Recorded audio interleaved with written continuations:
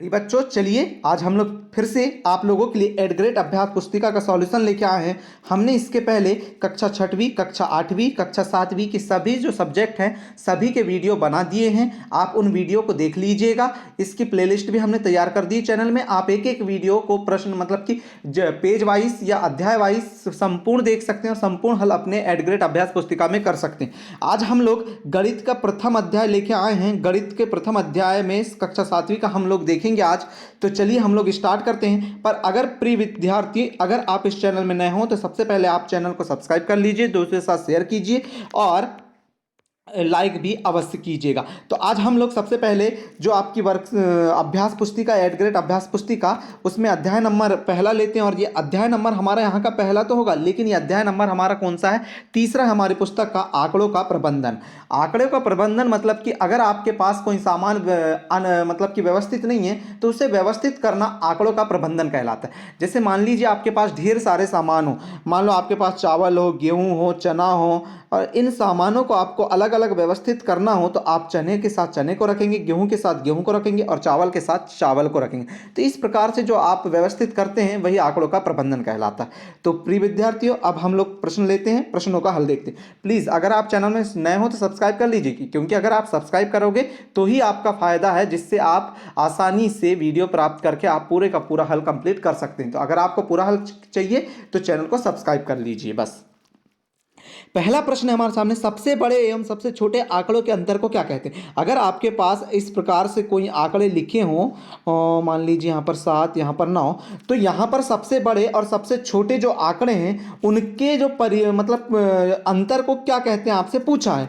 तो आप उनके अंतर को क्या कहते हैं कैसे लिखेंगे? उनके आंकड़ों के अंतर को क्या कहते हैं? देखिए यहाँ पर सबसे बड़े एवं सबसे छोटे आंकड़ों को प्रसार या परिसर मतलब कि अंतर यहाँ पर छूट गया है, यहाँ पर आप अंतर लिख लीजिएगा।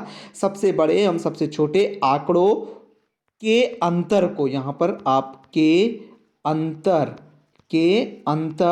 को प्रसार या परिसर कहते हैं। ठीक है प्रिय बच्चों, इस प्रकार से आप पहले का उत्तर लिख लीजिएगा। दूसरा देखिए, दूसरा प्रश्न है आपके सामने प्रिय बच्चों, निश्चित घटना की प्रायिकता क्या होती है? अगर कोई घटना घटित हो रही है तो उसकी प्रायिकता क्या होती है? तो किसी भी निश्चित घटना की प्रायिकता 1 होती है। कितनी होती है? 1 होती है। अगला प्रश्न देखिए प्रिय बच्चों, अगला प्रश्न है, प्रथम 5 प्राकृत संख्याओं का माध्य क्या होगा? प्रथम 5 प्राकृत संख्या कहां से चालू होती है? 1 से चालू होती हैं। तो 1, 2, 3, 4 ये हमारी क्या हो गई? प्रथम 5 प्राकृत संख्याएं हो गई। अब इनका क्या निकालने बोला है? आपको माध्य निकालने बोला है। तो माध्य का सूत्र पता रहना चाहिए। माध्य बराबर होता है प्रेक्षणों का योग बटे प्रेक्षणों की संख्या। तो प्रेक्षणों का योग क्या हो जाएगा? 1 धन 2 धन 3 धन 4 धन 5, मतलब ऊपर पूरी संख्याओं का योग कर देंगे और टोटल जितनी संख्याएं हैं उससे भाग दे देंगे। तो टोटल 5 संख्याएं तो 5 से भाग दे देंगे। हम इनका योग कर देते हैं।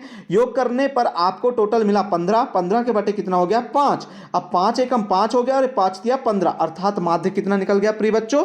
3 निकल गया। इस प्रकार से आप इसका हल कर देंगे। अगला प्रश्न देखिए, अगला प्रश्न क्या है? आंकड़ों में सबसे अधिक बार आने वाला प्रेक्षण क्या कहलाता है? जो आंकड़ों में सबसे अधिक बार आने वाला जो प्रेक्षण है वो बहुलक कहलाता है। जैसे यहां पर देखिए हमने एग्जाम्पल के रूप में लिखा है, यहां पर आपको 3 सर्वाधिक बार आने वाला अंक दिख रहा है। ये 3 जो सर्वाधिक आया है वही हमारा बहुलक कहलाता है। तो 3 हमारा यहां पर क्या हो जाएगा? बहुलक हो जाएगा। ठीक है प्रिय बच्चों, अगला क्वेश्चन देखिए, सुशील 3 क्रमागत दिनों में, 3 क्रमागत दिन है उसके, ठीक है, 3 लगातार दिन है, में क्रमशः 6 घंटे पहले दिन, दूसरे दिन 5 घंटे और तीसरे दिन 7 घंटे पढ़ता है। उसके प्रतिदिन पढ़ने का औसत समय क्या हो जाएगा? तो औसत निकालने बोला है। तो औसत कैसे निकालते हैं? औसत का सूत्र होता है आंकड़ों का योग बटे आंकड़ों की संख्या। आंकड़ों का योग बटे आंकड़ों की संख्या। तो आंकड़ों का योग क्या हो जाएगा? 6, 5, 7। ये आंकड़े थे, कितने टोटल? 3 है, तो हमने यहां पर 3 लिख दिया। तो 6, 7 और 5 को हमने जोड़े तो 18 आ गया और बटे में कितना कर देंगे? 3। तो 3 से काटे तो 3 एकम 3 और ये 3 छिंग कितना हो गया? 18। इस प्रकार से औसत एक दिन में वो 6 घंटे पढ़ता। ठीक है प्रिय बच्चों, आगे अगला प्रश्न लेते हैं। 57 पृष्ठ हो गया। अब हम 58 पृष्ठ पे कर चलते हैं, पेज नंबर 58 पे।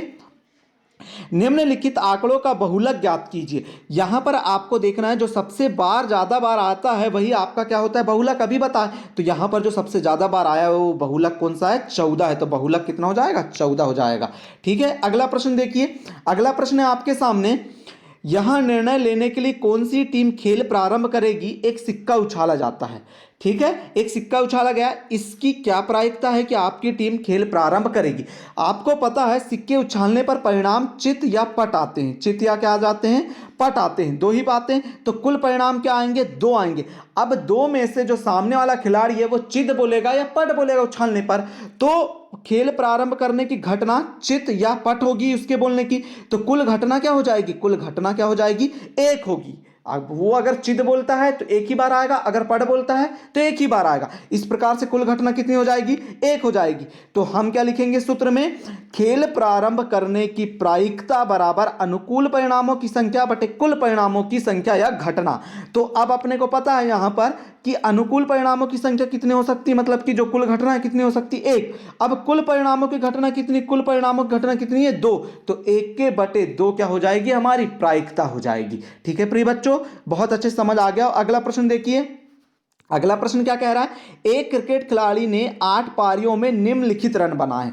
8 पारी है, उसने निम्नलिखित रन बनाए हैं। यहां पर ये रन दिए गए हैं, इसके रनों का परिसर ज्ञात कीजिए। तो परिसर क्या होता है, परिसर होता है उच्च सीमा में से या उच्च में से किसको घटा दो, निम्न को घटा दो। तो उच्च क्या है, 100 है, निम्न क्या है, 0। तो 100 में से 0 घटाए तो परिसीमा कितनी आ गई उसकी, 100 आ गई। इस प्रकार से हम इसका उत्तर कर सकते हैं। ठीक है प्रिय बच्चों, अगला प्रश्न लेते हैं। अब हम लोग 59 पृष्ठ पे आ गए, पेज नंबर 59 पे। देखिए प्रिय बच्चों, चैनल में नए हो तो सब्सक्राइब कर लीजिए, जिससे आप ही का फायदा है। मैं जो भी वीडियो डाल रहा हूं आप ही लोगों के लिए डाल रहा हूं। जैसे ही आप क्रमानुसार मैं वीडियो डालते गया हूं, उनकी प्लेलिस्ट भी तैयार कर दिया हूं। जैसे ही आप एक वीडियो देखोगे आपके सामने दूसरा वीडियो खुल जाएगा, जिससे आप ही का फायदा है कि आप एक ही लगातार पूरे प्रश्नों का हल देख सकते हैं या कर सकते हैं।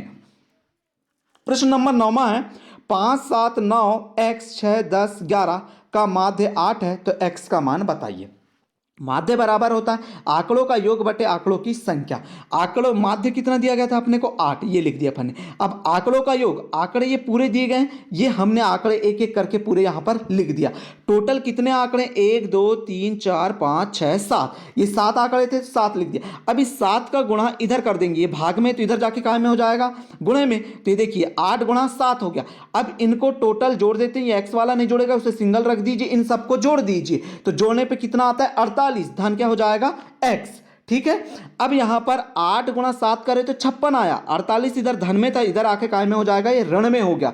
तो 56 में से 48 घटा देंगे, वो किसके बराबर होगा, इस एक्स के बराबर हो जाएगा। ठीक है, तो 56 में से 48 गया तो एक्स बराबर कितना आ गया, एक्स का मान 8 आ गया। तो इस प्रकार से आपने क्या किया, एक्स का मान ज्ञात कर लिया। ठीक है प्रिय बच्चों, अगला प्रश्न देखिए अब आपके सामने, और अंतिम प्रश्न यह हमारा, 6 विभिन्न कक्षाओं के विद्यार्थियों की संख्याएं नीचे दी गई हैं, इन आंकड़ों को एक दंड आलेख द्वारा निरूपित कीजिए। यहां पर देखिए 5वीं कक्षा के विद्यार्थी 130 हैं, 6ठी कक्षा के विद्यार्थी 120 हैं, 7वीं कक्षा के विद्यार्थी 90 हैं, 8वीं कक्षा के विद्यार्थी 100 हैं, और 9वीं कक्षा के विद्यार्थी 90 हैं, और 10वीं कक्षा के विद्यार्थी 80 हैं। तो इसका हमें दंड आलेख बनाने बोला है। तो देखिए दंड आलेख बनाने के लिए आपको निश्चित दूरी पर परिणाम, मतलब कि निश्चित दूरी पर एक मान मान लेना है। यहां पर हम लिख सकते हैं, यहां पर हम क्या लिख सकते हैं, माना पैमाना, माना पैमाना क्या लिख सकते हैं, माना पैमाना 1 सेंटीमीटर बराबर 20 सेंटीमीटर। ठीक है, इस प्रकार से आप लिख सकते हैं। तो देखिए 5वीं कक्षा में कितने थे, 130 थे, तो हमने देखिए यहां पर 130 तक इसका आंकड़ा बना दिया। फिर 6ठी कक्षा में कितने थे, 120, तो ये हमने 120 तक बना दिया। इस प्रकार से हमने 7वीं कक्षा के लिए 80, 8वीं कक्षा के लिए यहां पर 100 था तो 100, 9वीं कक्षा के लिए यहां पर 90 था तो 90, सॉरी 7वीं कक्षा के लिए 90 है, ये 90 का बना है।